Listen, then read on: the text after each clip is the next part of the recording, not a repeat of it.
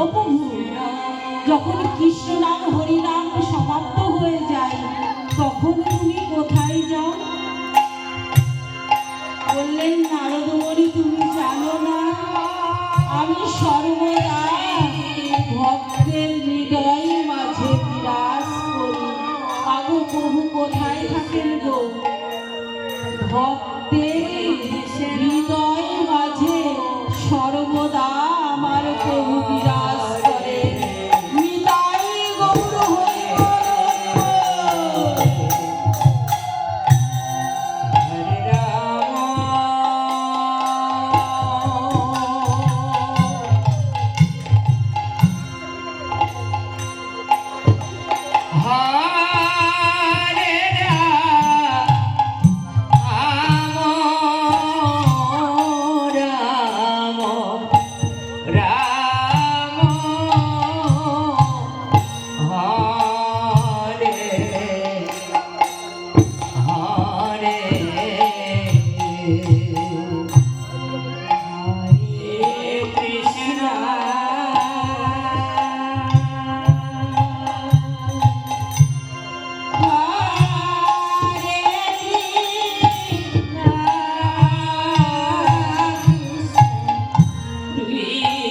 কৃষ্ণ নাম কাকে বলে? কৃষ্ণ নাম কেমন? কৃষ্ণ নাম কেমন বুঝি না ঠিক, কিন্তু কৃষ্ণ নাম বললে কৃষ্ণ নামের নামের সন্ধান পাওয়া যায়।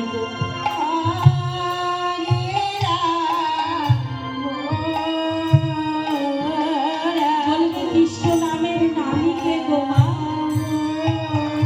এই যে হরে কৃষ্ণ নাম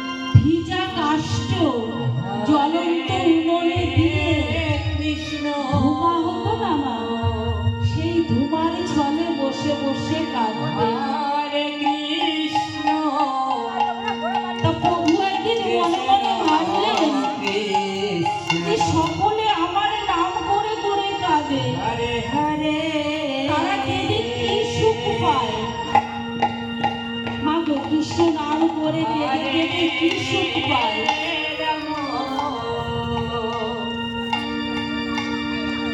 তো পদকর্তা কি বললেন জানো মা?